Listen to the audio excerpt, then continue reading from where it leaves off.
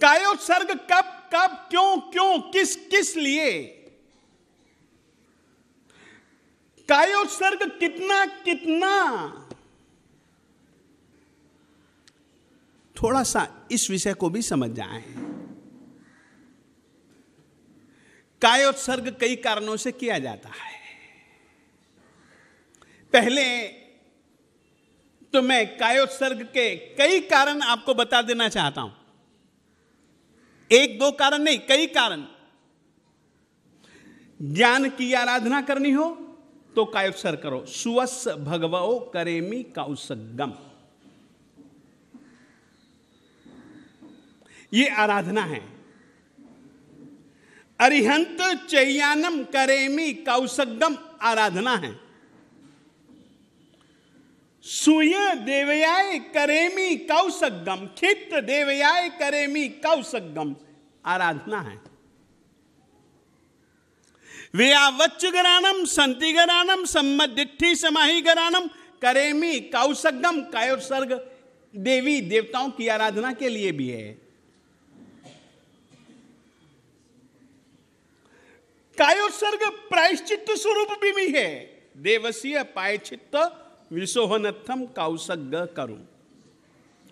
और इतना ही नहीं, चाहे देवसिक प्रतिक्रमण हो, चाहे पाक्षिक, चाहे चातुर्मासिक, चाहे सांवत्सरिक, यदि आप लोगों को यानी कि धर्म धुरंधर भी उसमें शामिल है, प्रत्येक साधु सम्मिलित है,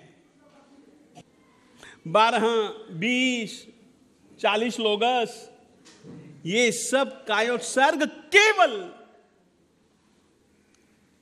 पाक्षिक, चातुर्मासिक, सांवत्सरिक प्रायश्चित्त के रूप में है।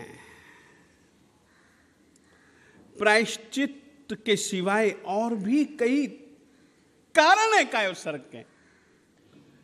प्रश्न है, कौसग्यनम भन्ते जीवे किम जनेयाई।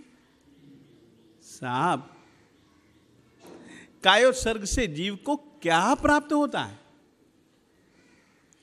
कायोत्सर्ग से जीव को फायदा क्या? तो परमात्मा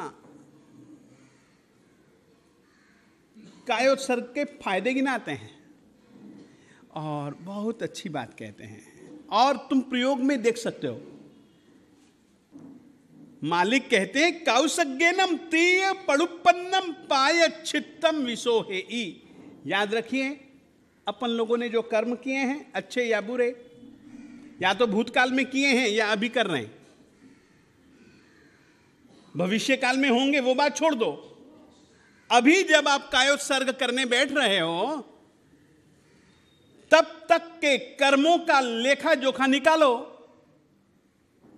तो या तो तीय अतीत काल में किए हैं, या फिर पड़ुपन्न वर्तमान काल में हम कर रहे हैं। अतीत काल में और वर्तमान काल में किए गए पापों का नाश करने का विधान किया जाता है। तो कायोत्सर्ग पाप को काटने की, कायोत्सर्ग एक प्रायश्चित्त स्वरूप एक प्रक्रिया समझो।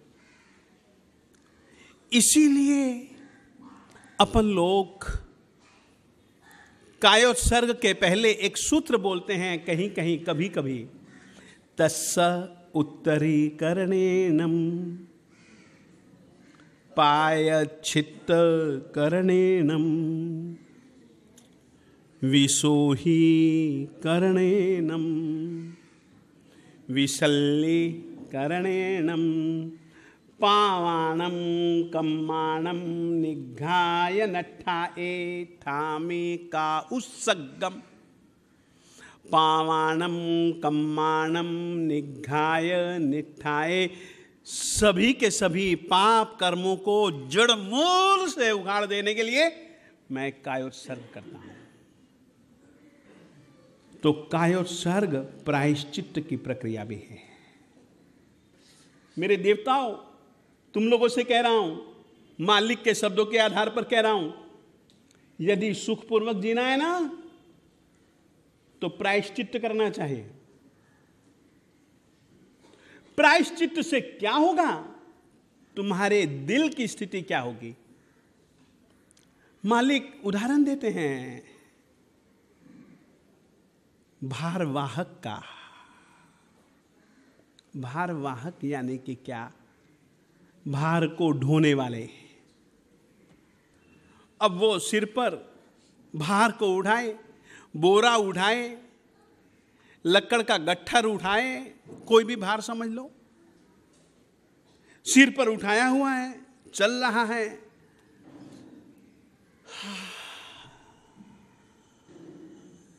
थक करके फेंक देता है गट्ठर नीचे।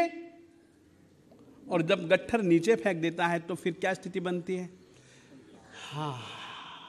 कितना हल्का हो जाता है वो, नहीं होता है? पापों के भार से हल्का होना हो तो प्रायश्चित्त करो, और प्रायश्चित्त स्वरूप कायोत्सर्ग करो। मालिक कहते हैं कि कायोत्सर्ग एक प्रायश्चित्त है, और उस प्रायश्चित्त का परिणाम जो पापों के भार से भारी बना, गुरु बना, जो तुम्हारा दिल है, सही ढंग से यदि तुम कायोत्सर्ग करोगे प्रायश्चित्त स्वरूप, तो वो पाप का गट्ठर नीचे फेंक देने के बाद हल्के बने हुए भार वाहक की तरह बहुत शांत शांत शांत हृदय से तुम सुखपूर्वक विचरण कर सकते हो। अब ये बात समझ जाओ, कायोत्सर्ग कितना आवश्यक है, मगर सही ढंग से करें।